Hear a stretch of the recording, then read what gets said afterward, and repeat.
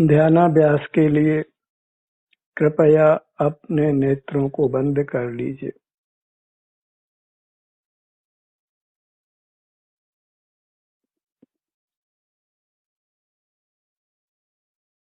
अपना ही अवलंबन लीजिए।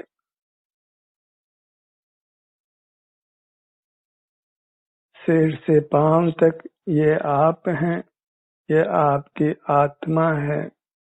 इस पर निर्भर रहिए, आत्मनिर्भर।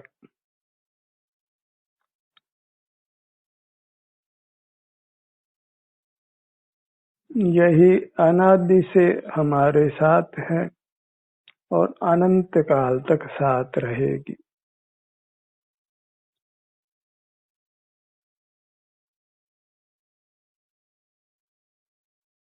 जो सदा साथ निभा सके उसी का आलंबन सुखद हो सकता है।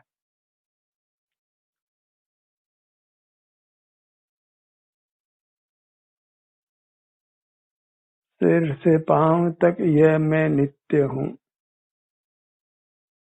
ध्रुव हूँ, अनादि निधन हूँ, अमर हूँ। यही चिंतन करना योग्य है और इस अमूर्त काया के सन्मुख रहकर इसी के संवेदन से रहना योग्य है।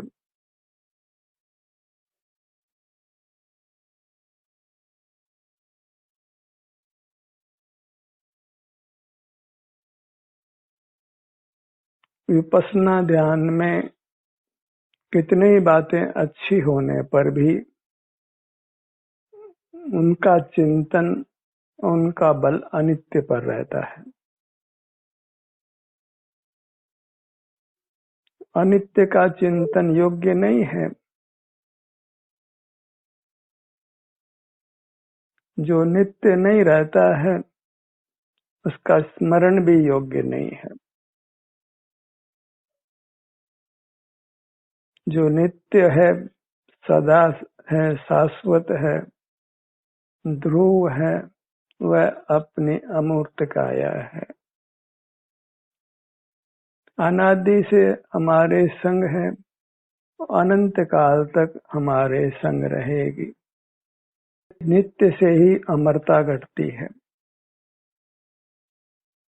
अविनाशीपना घटता है और उसी से सुख की अनुभूति होती है। मैं मर जाऊंगा इस चिंतन में दुख है।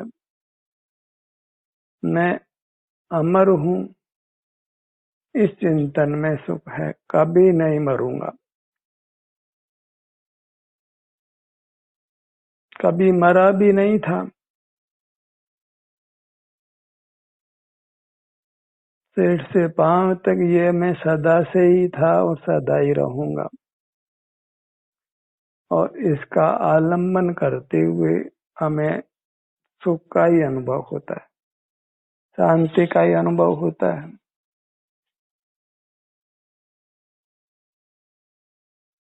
चिंतन ही करना हो तो नित्य का करिए। मैं नित्य हूँ, ध्रुव हूँ। पर मैं की परिभाषा समझ लीजिए। सिर से पांव तक ये मैं हूँ। भले ही आकार बदलता हो, बचपन में आकार छोटा था, युवा हुए, वृद्धावस्था हुई, आकार बदलता रहा संकोच विस्तार होने से, पर हम पांव से मस्तक तक अखंड ही रहे, सदा ही बने रहे। बीमार भी हुए, ठीक भी हुए, पर बने रहे। देह परिवर्तन हुआ भूतकाल में अनेकों बार, तो भी बने रहे, आज भी बने हुए हैं। बचपन से अब तक तो याद ही है। इस नित्य का ही सदा अवलंबन लीजिए।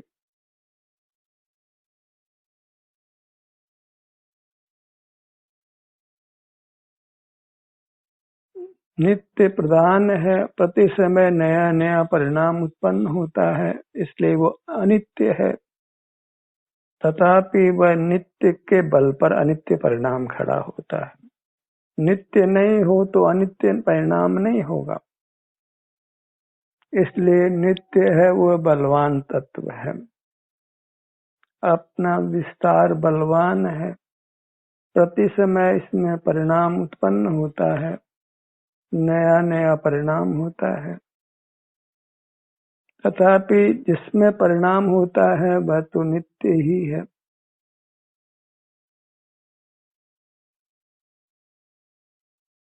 नित्य के अनुभव में सुख है। मैं मर जाऊंगा या दूसरा मर गया है, इस चिंतन में दुख है। न मैं मरा था, न मैं मरूंगा, न दूसरा कोई मरा था और मरेगा, इस चिंतन में निराकुलता है।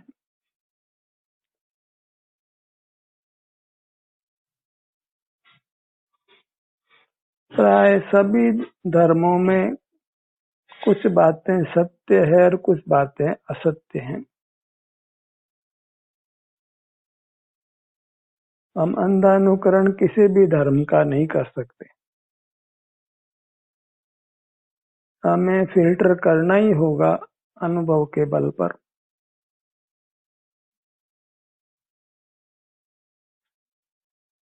अनुभव से अंतर में अपने से युक्त होकर ही हमें समीचीन निर्णय हो सकता है, अपने अवलंबन से, स्वावलंबन से।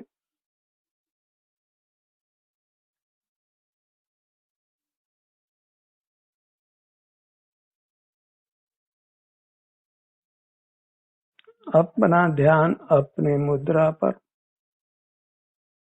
जब बाहर से हट जाते हैं ध्यान के लिए, जब हम तैयार होते हैं तो अपने ध्यान को बाहर से हटाते हैं। जैसे निद्रा के लिए हम अपने बाह्य कामों को छोड़ते हैं, बाहर का ध्यान हटाते हैं, तो हमको निद्रा मिलती है, विश्राम मिलता है। अब बिना निद्रा लिए ही, बिना सोए हुए विश्राम लेना हो तो बस अपना ध्यान उसी प्रकार बाहर से हटाइए। लेकिन सोना नहीं है, तब हम अपने सन्मुख होते हैं और सोने से ज्यादा शांति हम पाते हैं, क्योंकि सोने में फिर हम निद्रा में ही जगत से जुड़ जाते हैं और पूर्ण विश्राम नहीं मिलता है। कई लोग सो कर भी उठते हैं तो थके थके से महसूस करते हैं, क्योंकि निद्रा के काल में भी नाना प्रकार के विकल्प, नाना प्रकार के पदार्थ विषय बनते रहते हैं बिना प्रयत्न के ही, और वो अन्य पदार्थ हमको थकाते हैं। अन्य का चिंतन हमको थकाता है। जब जागते हुए ही हम अपना ध्यान बाहर से हटा लेते हैं तो फिर हम थकते नहीं हैं, हमको वास्तविक विश्राम मिलता है अपने काया में जागते हुए। और हमें विश्राम चाहिए। बहिर्मुखता में बहुत थक गए हैं हम, और हमको विश्राम चाहिए। बहिर्मुखता छोड़ते हैं तो हमको विश्राम मिलता है अपने ही काया में, अपने ही स्वरूप में। और स्वरूप विश्रांति को ही धर्म माना गया है। अपने स्वरूप में, अपने काया में विश्राम लेना माने ठहर जाना। जैसे लोक में भी कोई अपने घर में आकर ही विश्राम को पाता है, अपने घर से बाहर जहाँ लौकिक रूप से अपनापन नहीं होता है, वहाँ हमको वास्तविक विश्राम नहीं मिलता है, क्योंकि बाहर पराधीनता होती है और अपने घर में स्वाधीनता होती है। सुख स्वाधीनता का है। और जब हम अपनी अमूर्त काया में, जो हमारा वास्तविक घर है, यथार्थ में घर है, यहाँ हमको पूर्ण स्वाधीनता मिलती है, पूर्ण विश्राम मिलता है। घर में तो कितने ही पदार्थ ऐसे हैं जो हमारे इच्छा अनुसार नहीं होते और उससे आकुलता बनी रहती, पर भीतर जब हम आते हैं तो सब कुछ शांत हो जाता है। अपूर्व शांति प्रकट होती है।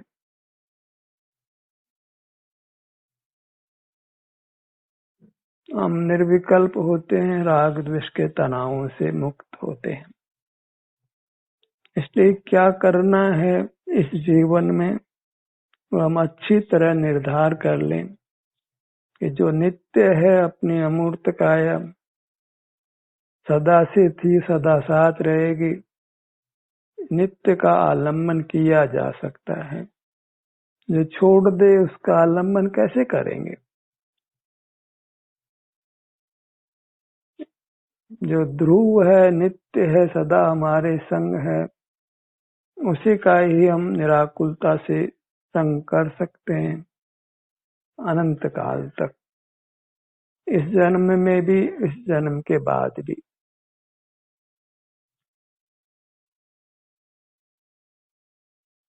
बाहर से ध्यान हटा लेने पर स्वतः हम अपनी नित्य काया के अवलंबन में आ जाते हैं और शांति का अनुभव होने लगता है।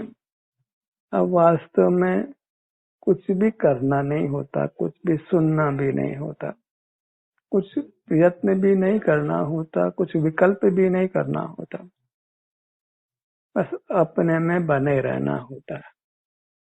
मैंने बाहर को अपने जीवन में स्थान नहीं देना है, बाहर के पदार्थों को, पर पदार्थों को जो सदा हमारा साथ नहीं देते।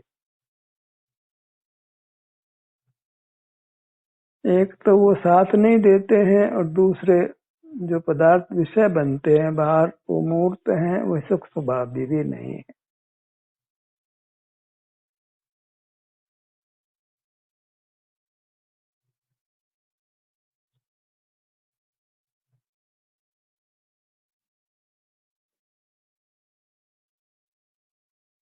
अपनी मुद्रा पर लक्ष्य बना रहे, बस यही भावना भाई।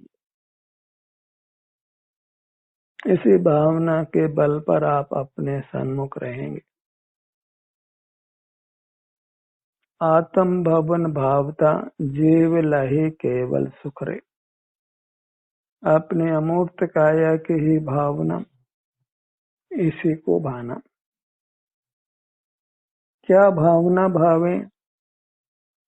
कि अपने अमूर्त काया की भावना भाई, इसके सन्मुख रहने, सन्मुख बने रहने की। अपना संग ही उत्तम संग है, पर का संग है वह सब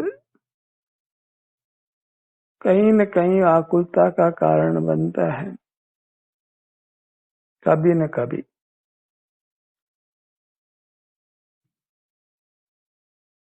और सुख से तो हम वंचित रहते ही हैं जब पर को विषय बनाते हैं।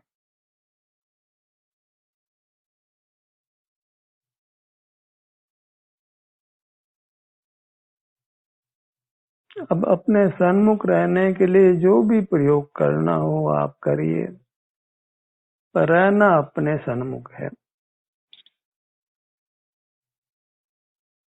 अपनी सीमा में, अपने क्षेत्र में, अपने में ही होने वाले सुख दुख का वेदन करते हुए।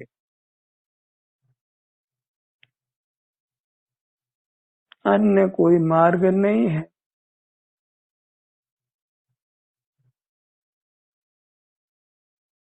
सुख का मार्ग मिल जाने से ही बहुत कुछ काम हो जाता है,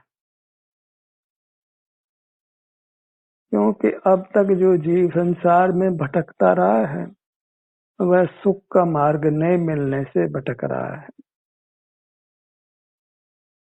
जो देरी लगती है बस वो मार्ग नहीं मिलने तक है, तो मार्ग मिलने पर तो फिर मार्ग में गमन होता ही है और गंतव्य आता ही है।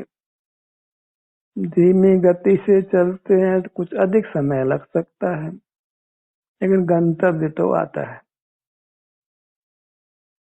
और गंतव्य है परमात्मा पद की प्राप्ति, अविनाशी सुख की प्राप्ति।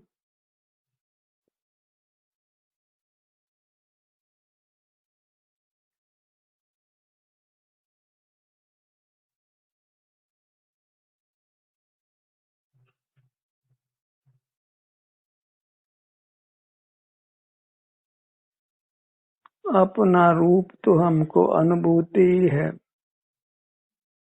ऊपर चेहरा है, धड़ भाग है, हाथ है, पांव है, अपनी मूर्त किसको अनुभूत नहीं है।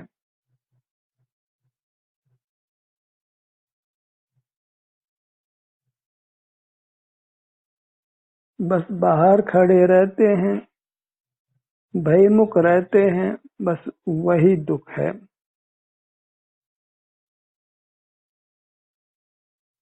आप आपके अनुभव में आने पर भी आप आपका अनुभव नहीं करता है, और जो मूर्त पदार्थ बाहर है या पर पदार्थ बाहर है, उसी से संलग्न रहकर हम आकुल व्याकुल रहते हैं।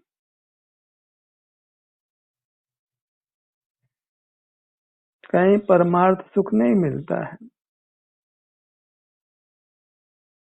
कुछ न कुछ जानने को रह जाता है, करने को रह जाता है। न ज्ञान की पूर्ति होती है, न कामों का सिलसिला खत्म होता है। कुछ न कुछ आगे जानने को रहता है, और कुछ न कुछ काम खड़ा रहता है, और वही जीव की दुर्गति है बहिर्मुख रहने पर, जहाँ जानने का अंत नहीं आता और कुछ करने का अंत नहीं आता है। काम का भार बना रहता है, जानने का भार बना रहता है। जानना और करना ये दो ही दुख हैं संसार में, जिसके कारण से हम अस्वस्थ होते हैं और शरीर में वेदना होती है, इंद्रिय ज्ञान शिथिल होता है, शारीरिक बल क्षीण होता है, अनेक प्रकार के कष्ट उत्पन्न होते हैं।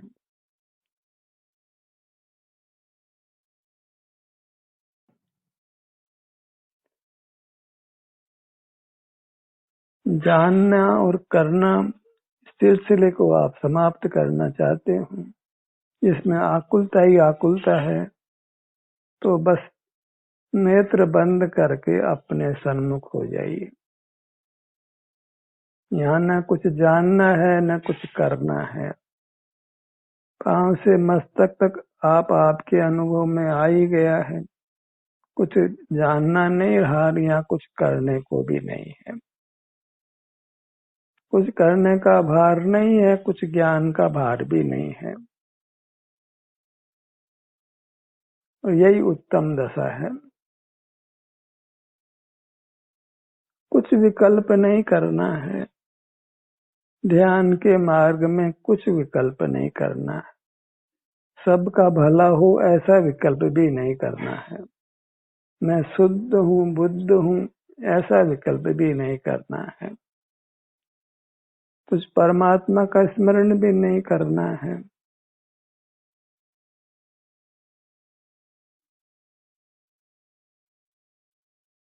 एकदम अपने सन्मुख ठहर कर जो शांति उत्पन्न होती है उसको भोगना है।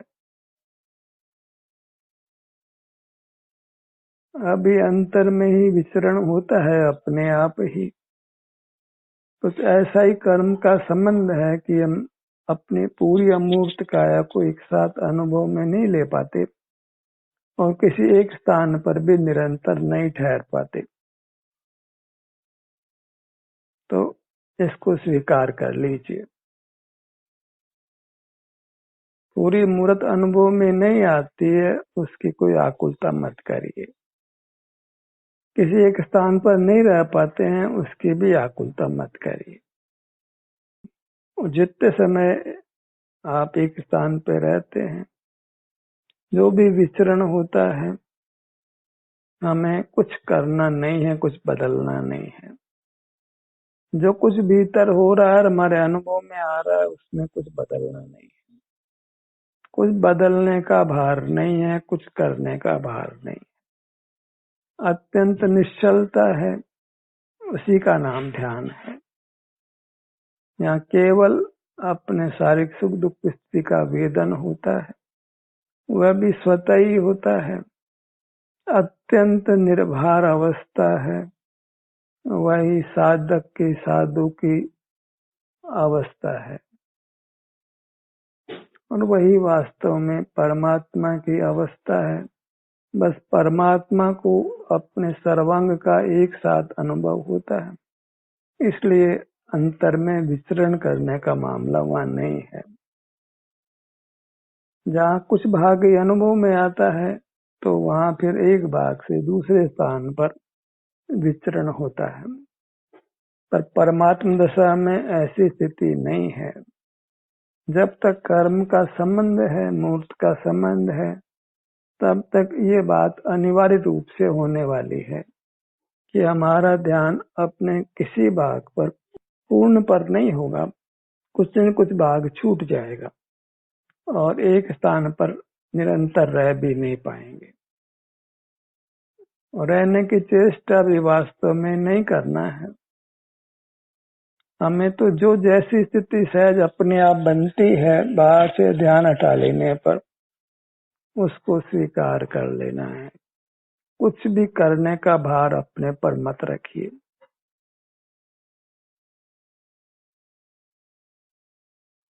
और जो हो रहा उसको स्वीकार करने में परम शांति है। इसी को कोई साक्षी भाव कहे तो कोई दिक्कत नहीं है, पर जगत का साक्षी नहीं बनना है। अपने में जो हो रहा है उसका अनुभव कर लेना, उसको कोई साक्षी भाव कहे तो कोई दिक्कत नहीं है। पर वास्तव में साक्षी शब्द प्रसिद्ध है बाहर के पदार्थों के मामले में। बाहर के पदार्थों को जाना और उसमें हम भागीदार नहीं होते तो साक्षी कहलाते हैं, पर उसमें तो आकुलता ही है क्योंकि हम बाहर खड़े हैं। अपने सन्मुख होना है, माने बाहर से ध्यान हटाना है और फिर निर्भर हो जाइए। जो हमने जगत को पकड़ रखा है उस पकड़ को छोड़ दीजिए तो दुख खत्म। जगत को विषय बनाना, बस वहां से सारा दुख खड़ा हो जाता है। अगर जगत को विषय ही नहीं बनाते तो किसके प्रति राग होगा, किसके प्रति द्वेष होगा? अनजानी वस्तु के प्रति राग द्वेष नहीं होता। राग द्वेष का होना ही आकुलता है, वही दुख है। जब बाह्य पदार्थ को विषय नहीं करते हैं तो राग द्वेष नहीं होता, आकुलता नहीं होती और हम सुखी रहते हैं अपने आप ही। और वो ध्यान की स्थिति बन जाती है, समाधि की स्थिति बन जाती है, आनंद का अनुभव होने लगता है। जो आनंद का काल फिर उत्तरोत्तर बढ़ता जाता है क्योंकि बहिर्मुखता मिटती जाती है। जितने जितने बहिर्मुखता मिटती जाएगी उतना उतना सुख बढ़ता जाएगा, सुख निरंतर हो जाएगा। जब दो ध्यान के बीच का अंतराल काल खत्म हो जाता है तो फिर दो सुख का जो बीच में अंतर पड़ता है वो समाप्त हो जाता है, सुख निरंतर हो जाता है। ध्यान की निरंतरता ही सुख की निरंतरता है। निरंतर सुख चाहिए तो निरंतर हमको बहिर्मुखता को छोड़ना होगा। तो जहाँ बहिर्मुखता होती है वहीं आकुलता प्रारंभ हो जाती है।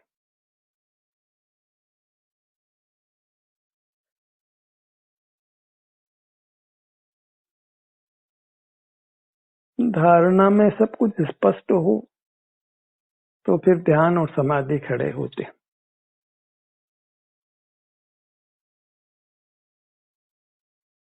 जो योग में जो 8 अंग बताए गए हैं, यम नियम आसन प्राणायाम प्रत्याहार ध्यान धारणा समाधि, बस सब कुछ योग्य चर्चा है।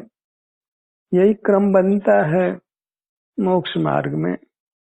योगी को ही मोक्ष होता है। ये योग के 8 अंग है जिससे मोक्ष होता है।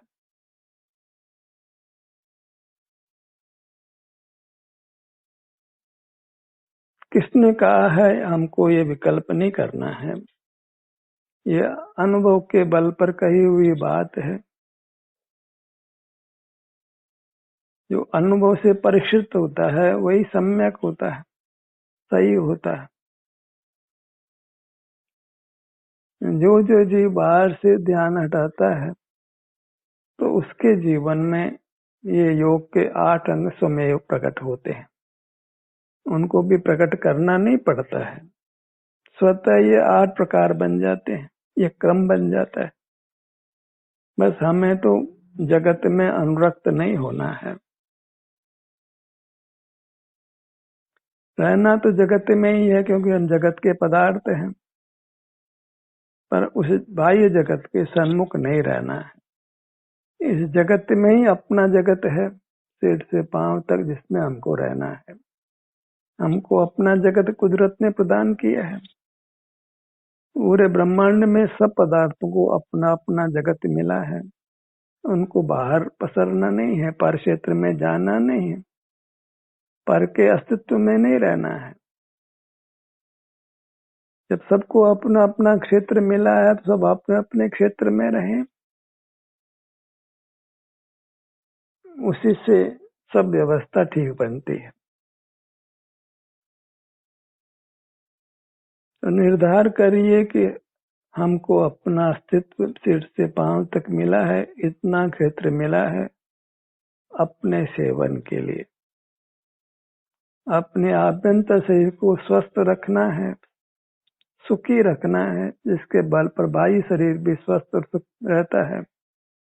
तो हमको अपने इस आभ्यंतर शरीर में ही रहना होगा। शरीर का दुख शरीर के आश्रय से ही मिटता है। शरीर के आश्रय से शरीर के रोगों से रक्षा होती है। ये अभेद साधन है, अभिन्न साधन है। भिन्न साधन वो तो पर हुआ और पराधीन सपने सुख नहीं। अगर धर्म को कहना हो तो एक लाइन पर्याप्त है, पराधीन सपने सुख नहीं।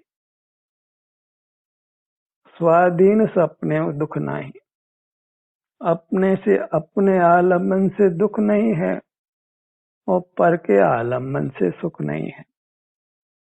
अपना आलम्बन माने अपने सिर से पांव तक जो अपना जीव पदार्थ है, इसका आलम्बन जो अंतर्दृष्टि से ग्राह्य है।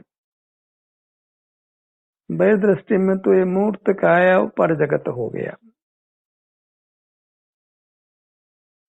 आपका जगत अंतर्दृष्टि से ही ग्राह्य है। वही हमारे रहने का स्थान कुदरत ने हमको दिया है।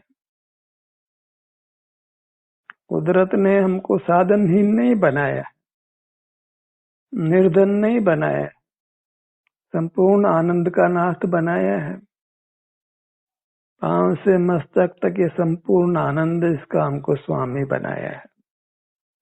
पर हमको खबर नहीं अपने धन की, तो हम पर के घर में घुसने का प्रयत्न करते हैं और उसी में मार खाते हैं, दंड भोगते हैं, कर्म का बंधन होता है। क्षुधा त्रसा सरते गर्मी रोग जन्म मरण आदि नाना दुख खड़े हो जाते हैं। हमको क्या मिला है, कुदरत ने हमको क्या दिया है, उसकी अच्छी तरह मीमांसा कर लीजिए, निर्णय कर लीजिए। कुदरत ने सिर से पांव तक इतने विस्तार वाली अमूर्त काया जो सुख की बनी है वो हमको दी है। उसका सुख भोगते हुए रहना है। सुख की कामना भी हमको निसर्ग से इसलिए होती है कि क्योंकि हम सुख के बने हुए हैं। मूर्त पदार्थों को सुख की कामना नहीं होती है क्योंकि वे सुख के बने हुए नहीं है। हमको सुख की कामना होती है, इससे जाना जाता कि हम सुख के बने हुए हैं। हमने बहिर्मुख रहकर अपने सुख को खो दिया है, इसलिए आकुल व्याकुल रहते हैं। जैसे हमारा बच्चा खो जाए तो माता पिता को आकुलता होती है, ऐसे ही हमारा सुख है वो खो जाता है। हम बहिर्मुख होते हैं तो हमको आकुलता होती। जब हमको अपने अमूर्त काया मिल जाती है, अपने सन्मुख होने से, बाहर से ध्यान उठा लेने से, तो फिर हमको शांति हो जाती। दुख अपने को खोने का है, अपने से विमुख रहने का है, और सुख अपने सन्मुख रहने का है, परमुखता छोड़ने का है। बहिर्मुखता छोड़कर अपने सन्मुख रहने का प्रयत्न करिए। ध्यान का सत्र यहीं समाप्त होता है। आपकी सहभागिता के लिए धन्यवाद।